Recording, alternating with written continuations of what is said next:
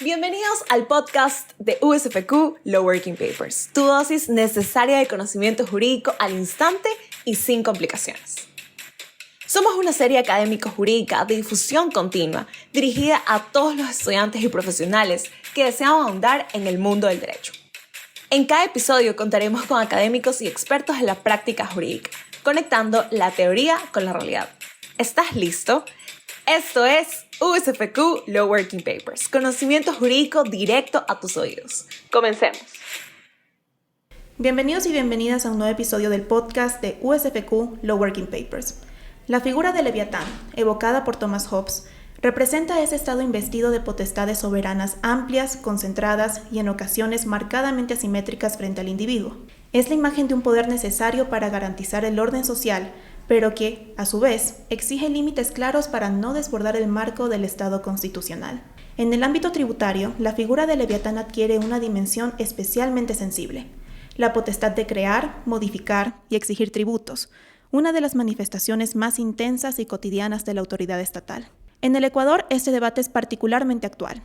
En contextos de crisis fiscales, reformas tributarias frecuentes, necesidades urgentes de financiamiento estatal y cambios en los mecanismos de control y fiscalización, la tensión entre potestad recaudatoria y garantías del contribuyente se vuelve más visible. Temas como la pandemia, la digitalización de la administración tributaria y los pronunciamientos recientes de la Corte Constitucional en materia fiscal han generado una necesidad de ahondar en los límites y contrapesos al ejercicio del poder tributario. En este contexto, el litigio tributario no debe entenderse únicamente como un mecanismo de resolución de controversias, sino como un verdadero instrumento de control y equilibrio que delimita el alcance legítimo de la potestad tributaria y fortalece en el Estado constitucional de derechos y justicia. En ese marco se inscribe el tema de hoy: el contribuyente frente al Leviatán fiscal, límites al poder tributario y defensa jurídica. Para abordar estas cuestiones contamos con la participación de David Anda. David es abogado por la Universidad San Francisco de Quito, magíster en Derecho Tributario por la Universidad Andina Simón Bolívar y Business Administration por el EAE Business School.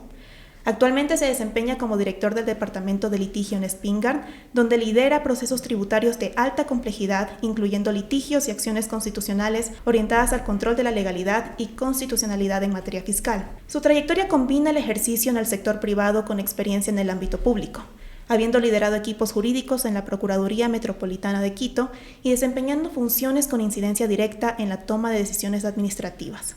Esta doble perspectiva le permite analizar el fenómeno tributario tanto desde la lógica institucional del Estado como desde la defensa técnica de los derechos del contribuyente. David, mucho gusto. Mucho gusto y muchas gracias por la invitación. En este episodio nos dedicaremos a reflexionar sobre los límites materiales y formales del poder tributario, los riesgos de inseguridad jurídica cuando el Estado actúa simultáneamente como acreedor y deudor, y el papel del Poder Judicial como garante del equilibrio en la relación entre el fisco y el contribuyente. Con ello, abrimos el debate. David, quería preguntarte un poco acerca de estos límites que existe al poder tributario y la seguridad jurídica que esto acarrea para los contribuyentes. En ese sentido, ¿qué límites imponen la Constitución y las leyes ecuatorianas al poder tributario del Estado para garantizar esta seguridad jurídica? Los límites que podemos encontrar en la Constitución y en la ley realmente parten de dos vertientes. La primera de ellas es a base de los principios tributarios, la segunda a través de las garantías. Sobre los principios tributarios, los principales que tenemos en la Constitución vienen a ser la irretroactividad de la norma, es decir, que la norma no puede regir hacia situaciones económicas anteriores, hablando de materia tributaria en específico, la no confiscatoriedad, que también es un principio relevante de la Constitución y del Estado de Derecho en sí mismo, que justamente lo que nos dice la Constitución es que se prohíbe todo tipo de confiscatoriedad.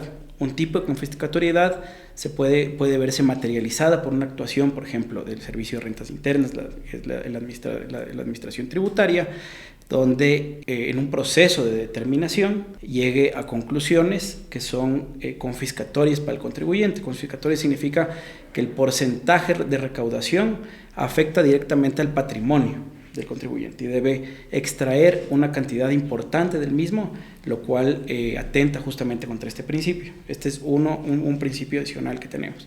Tenemos otros principios como el de certeza legítima que tienen los contribuyentes, y el de certeza legítima significa que los contribuyentes tienen que tener criterios por parte de la administración en general del Estado, pero centrémonos ahorita en el tema tributario.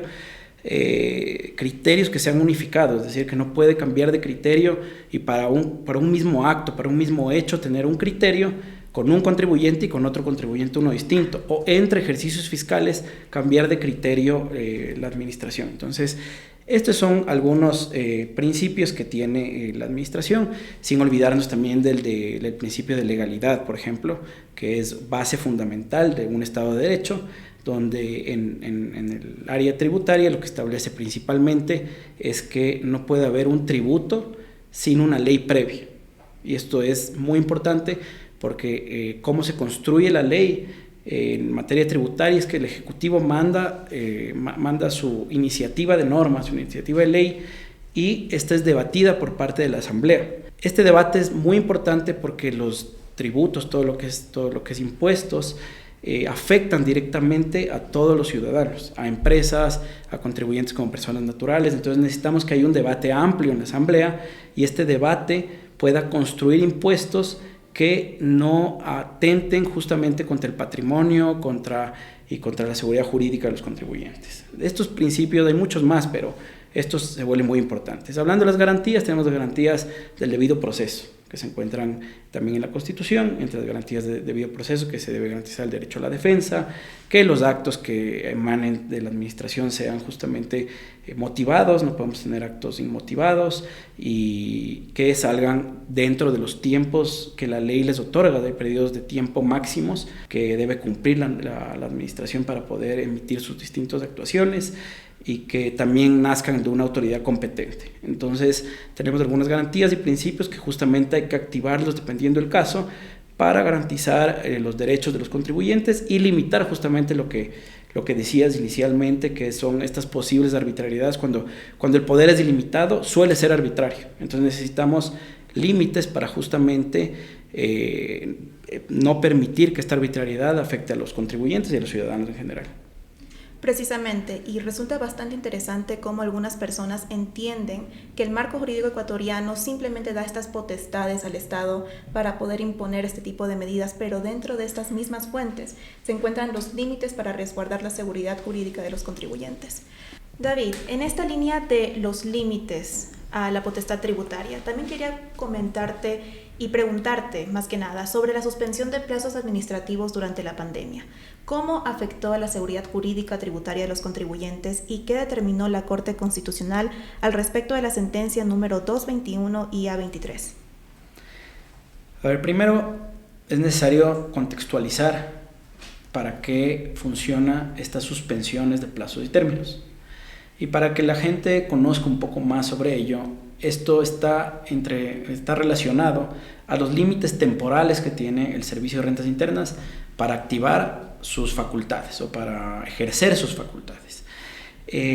Vamos a poner un ejemplo.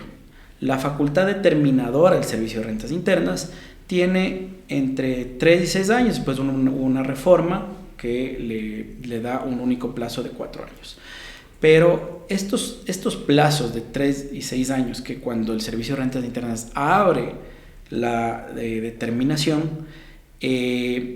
tiene que cumplirlos, no puede pasarse de este término, este tiempo, y este tiempo también, según otra norma, cuando está cerca de cumplirse, por ejemplo, los 3 años, o cuando está cerca de cumplirse los 6 años, tiene máximo 1 año para determinar. La suspensión de plazos y términos justamente se da cuando el Servicio de Rentas Internas, por un evento de fuerza mayor o caso fortuito, no puede ejercer esta facultad o no puede activar esta facultad. Entonces, el propio Código Tributario, en el artículo enumerado siguiente, el artículo 86 de ese cuerpo legal, le permite expedir resoluciones para suspender estos plazos y para que no se le caduquen sus facultades. En ese esquema, bajo esa normativa, en el año 2020 tuvimos la pandemia, que es un evento de fuerza mayor, que imposibilitó mucho del trabajo, que no nos dio certezas y que nadie sabía bien las actuaciones que iba a suceder. Esto nos afectó justamente a la seguridad jurídica porque el Servicio de Rentas Internas empezó a emitir resoluciones de suspensión de plazos y términos. pero al mismo tiempo, mientras estaban suspendidas, siguió trabajando. Entonces, ahí viene el primer cuestionamiento, que es hasta qué punto esta fuerza mayor o caso fortuito en realidad no le permitió ejercer su facultad. Para que ellos puedan utilizar el artículo necesitan dos elementos. El uno, el fuerza mayor o caso fortuito, creo que es evidente en época de pandemia. Y el segundo de ellos es que esta fuerza mayor o caso fortuito haya sido tan determinante que no les permitió trabajar. Entonces, al expedir todas estas resoluciones y seguir trabajando, había una evidente inseguridad jurídica entre los contribuyentes. Todas estas resoluciones fueron revisadas por parte de la Corte Constitucional y llegó a dos conclusiones principales. Sobre la resolución 074, que fue expedida entre diciembre y enero del 2020 y 2021, el Servicio de Rentas Internas realiza una suspensión que tiene un matiz importante, y es que suspende plazos y términos por la actualización de sus sistemas informáticos. Y no por el COVID, sino por la actualización de sistemas informáticos. Esto fue justamente revisado por parte de la Corte y llega a una conclusión que nosotros coincidimos plenamente, y que previo a esta sentencia nosotros ya la anunciamos en los tribunales, en las audiencias que tuvimos. Porque la actualización de sistemas informáticos no puede ser jamás considerada un evento fuerza mayor o caso fortuito. De hecho, las administraciones hacen una planificación anual para realizar estas actualizaciones. De tal forma que esto lo consideró la Corte Constitucional, que era inconstitucional, dio de baja esta suspensión de plazos y términos, y se computan esos tiempos para el cálculo del ejercicio de la facultad por parte del Servicio de Rentas Internas. Esa con respecto a la resolución 74. Después tenemos la 42 y la 48. Me voy a centrar en la 48.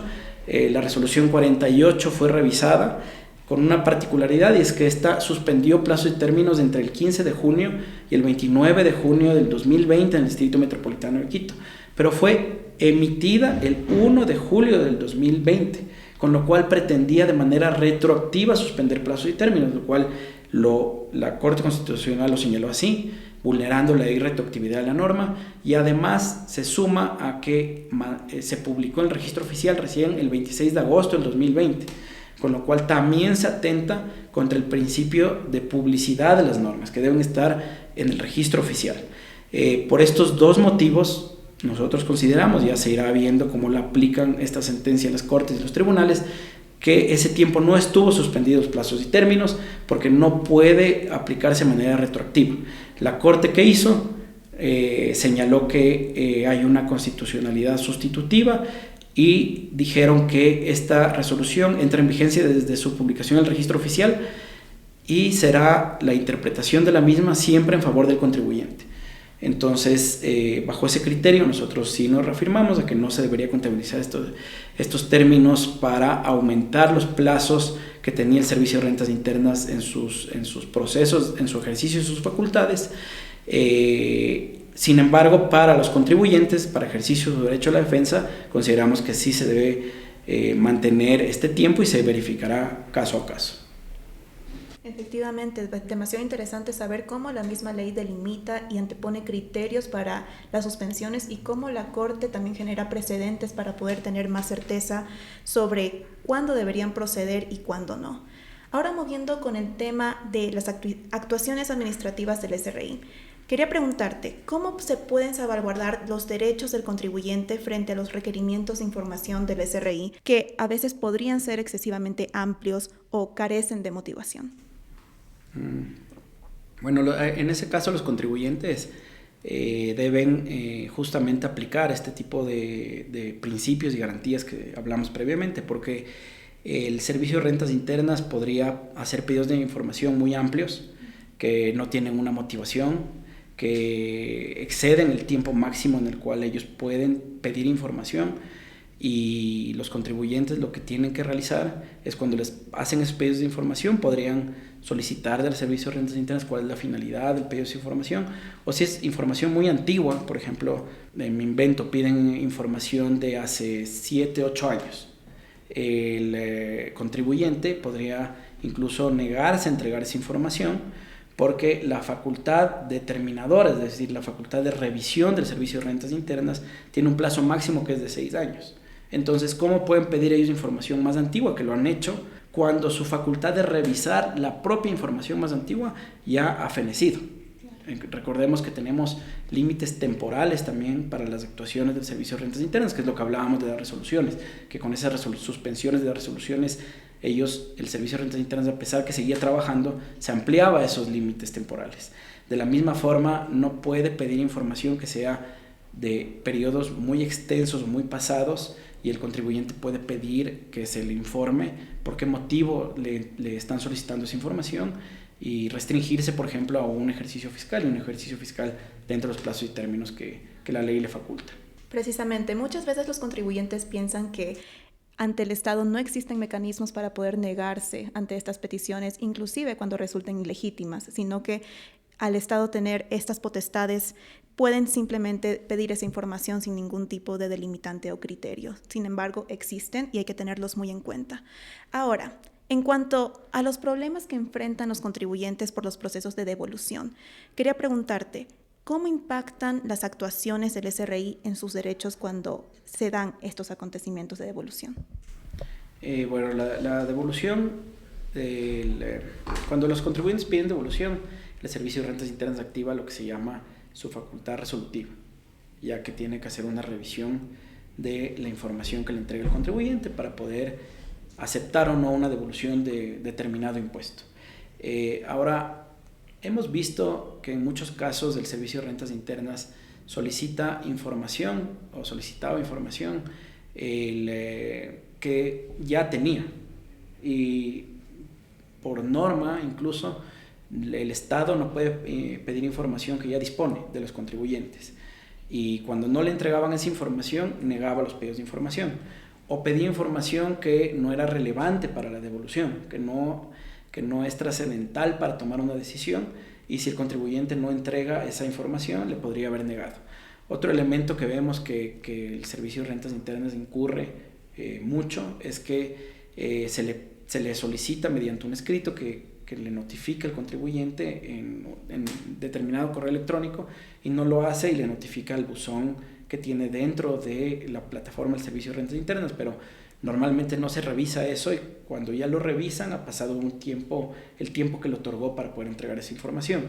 También que los tiempos suelen ser muchas veces cortos, piden mucha información y entrega 2 días o incluso de un día para otro. Entonces, todos estos aspectos minan los derechos del contribuyente para poder pedir estas solicitudes y que terminen en un resultado positivo cuando tiene este derecho. Eso como un aspecto, y también como otro aspecto, la motivación y las negativas. Hemos visto, no todos los casos, pero hemos visto que carecen mucho de motivación. Dicen temas muy abiertos como en 2 líneas, no cumplen con la prueba suficiente, sin decir cuál es la prueba suficiente, qué es lo que falta, cómo afecta esta prueba. Entonces todo este tipo de temas afectan justamente a los procesos de devolución de los contribuyentes. Perfecto. Ahora, en cuanto al tema, estábamos hablando sobre el Estado siendo a veces acreedor y simultáneamente deudor de los contribuyentes. Entonces, en cuanto a esta faceta del Estado, queríamos saber qué inseguridad jurídica se genera cuando este Estado, por un lado, le adeuda valores al contribuyente como estas devoluciones tributarias que están atrasadas, y por otro lado también exige puntualmente el pago de los impuestos. ¿Qué tipo de inseguridad jurídica se genera con respecto a eso? Esto pasa, por ejemplo, una precisión. ¿Cómo se materializa esta inseguridad jurídica de la que acabas de hacer la consulta? En realidad es cuando el contribuyente es proveedor del Estado. Al ser proveedor del Estado, el Estado le debe un dinero y el Estado no le paga este dinero. Sin embargo, como el contribuyente ya le facturó al Estado, ya se genera la obligación de pago de los impuestos. Entonces, sin pagos, y muchas veces con pagos retrasados 1, 2 o 3 años, el contribuyente no solamente que no recibe el pago del Estado, sino que tiene que pagar los impuestos derivados de esa facturación que le realiza y que no la reciba en liquidez, y eso afecta y se vuelve confiscatorio. Entonces, tenemos ahí una grave inseguridad jurídica, porque el Estado, en vez de cruzar valores y decir no te he pagado, pero tampoco te descuento de lo que te debo, por ejemplo, lo que tú debes a su vez en impuestos, lo que hace es inicia procesos de cobro y el contribuyente, sin recibir esa liquidez, tiene que extraer de su patrimonio, vender inmuebles, vender temas que tenga, y con eso tratar de cumplir los tributos sobre transacciones económicas sobre las cuales no ha recibido la liquidez. Entonces esto es una grave inseguridad jurídica y que no hay un mecanismo apropiado para poder ejercer esta defensa, y que le genera problemas graves de liquidez a los distintos proveedores del Estado. Justamente ese era el siguiente tema del que te iba a preguntar. ¿Existen mecanismos eficaces para poder evitar este tipo de temas en donde el Estado comete este tipo, se podrían decir, de arbitrariedades con los contribuyentes? Realmente no, porque no hay una normativa que permita esto, que permita tal vez una compensación o que habilite un proceso judicial, porque la deuda está, ya que se supone por su contabilidad, sin que haya recibido en caja la liquidez, que tuvo esos ingresos. Entonces tiene la obligación de pagar los impuestos derivados de los mismos.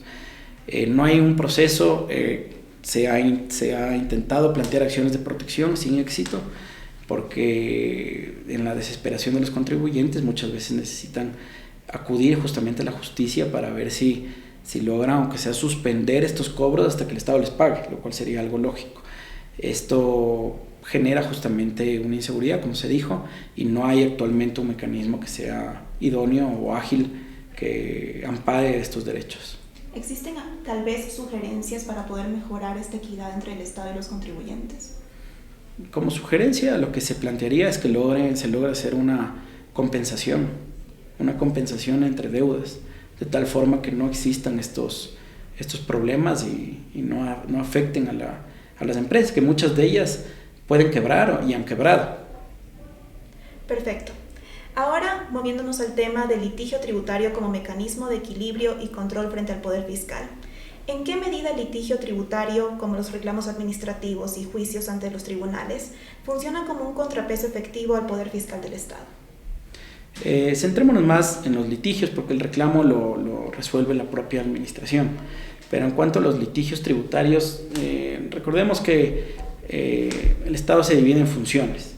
Una función es la función judicial y otra función es la función ejecutiva, que vendría a ser el Servicio de Rentas Internas, la administración tributaria. La naturaleza justamente de la función judicial es ser un contrapeso. Por su naturaleza de ser un contrapeso, debe ser la obligada a revisar justamente si la actuación de la administración tributaria fue arbitraria o respetó derechos o técnicamente está bien realizada, de tal forma que se vuelva un contrapeso necesario para la misma.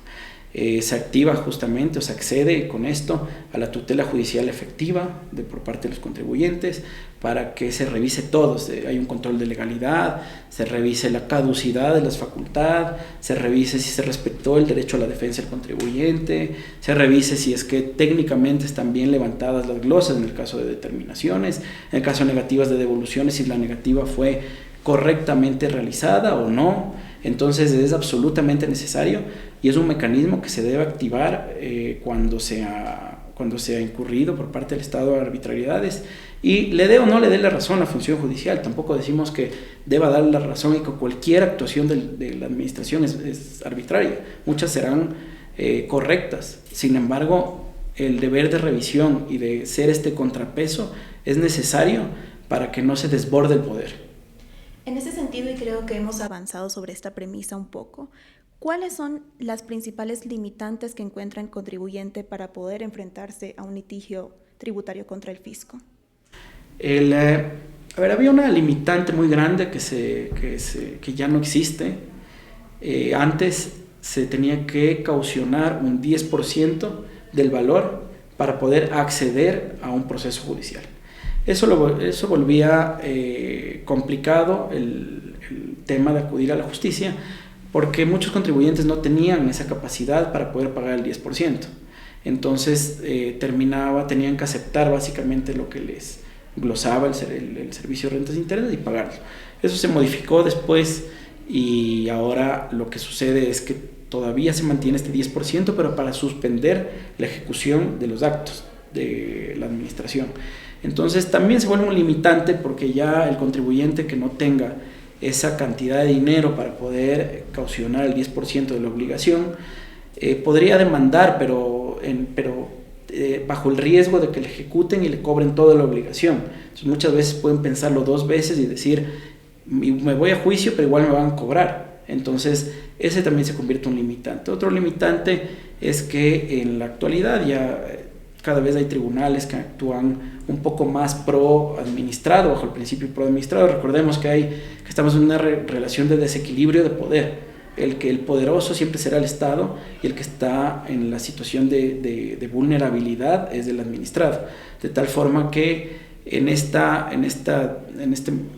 desequilibrio muchas veces los juzgados o los juzgadores toman la partida del Servicio de Rentas Internas del Estado en vez de tomar la partida de equilibrar las fuerzas ante dudas con este principio pro administrado. Entonces también podría ser un problema dentro de la justicia. Y también un tema que resulta absolutamente relevante es que dentro de los procesos judiciales la responsabilidad probatoria recae casi al 100% del administrado. El acto, existe un dicho que es que el acto se defiende solo, pero nosotros como firma jamás hemos estado de acuerdo con eso.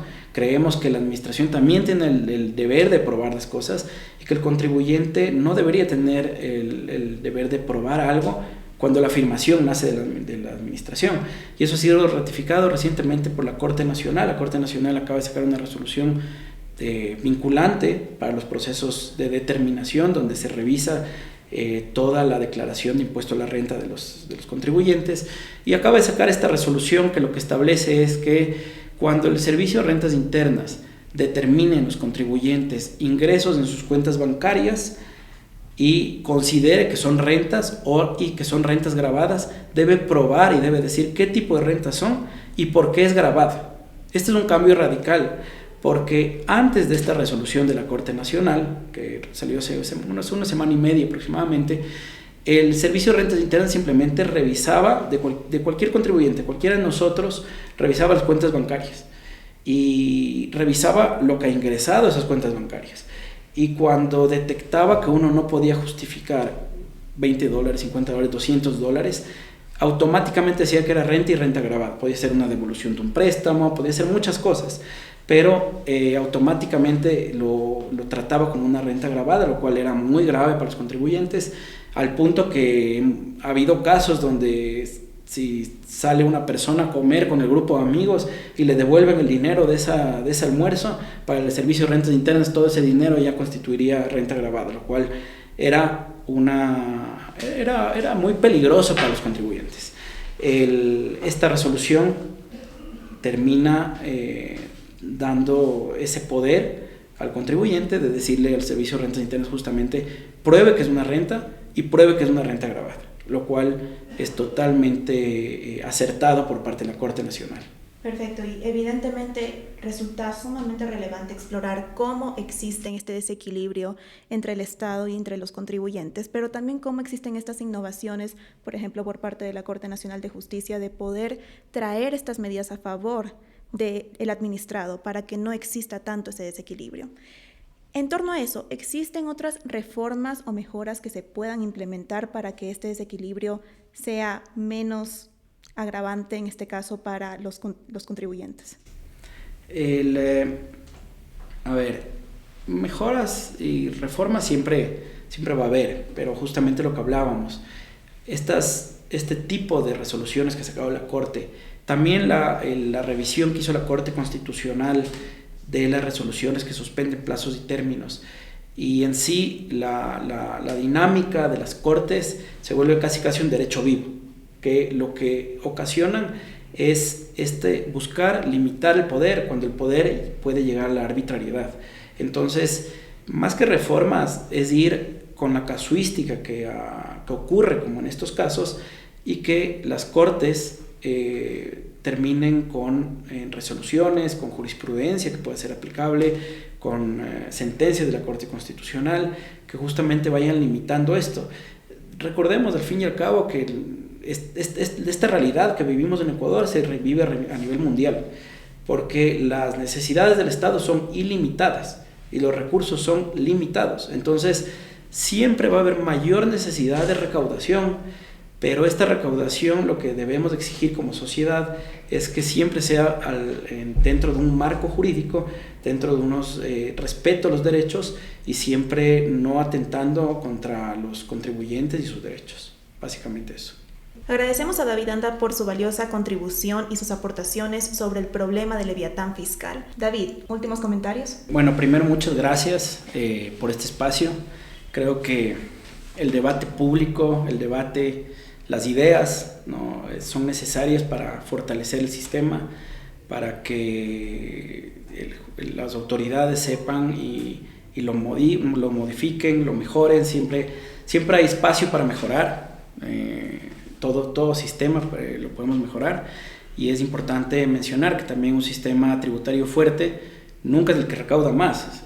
Sabemos que el objetivo es recaudar más, pero nunca es el que recauda más, sino es el que recauda dentro de los límites claros y con reglas simétricas y con responsabilidad institucional, con el fin de justamente tener esta certeza, lo que hablamos al inicio.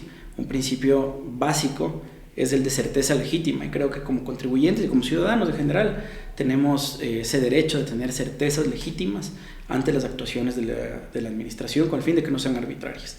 Eso, y agradecerles, ha sido un gusto poderles saludar y vernos. Les invitamos a difundir sus trabajos con nosotros. Pueden encontrar en todas nuestras plataformas los lineamientos de autor y las instrucciones de envío. Síganos en nuestras redes sociales, Instagram, Facebook y Twitter como @usfq_LWP, y visualiza nuestro contenido en las plataformas SSRN y academia.edu.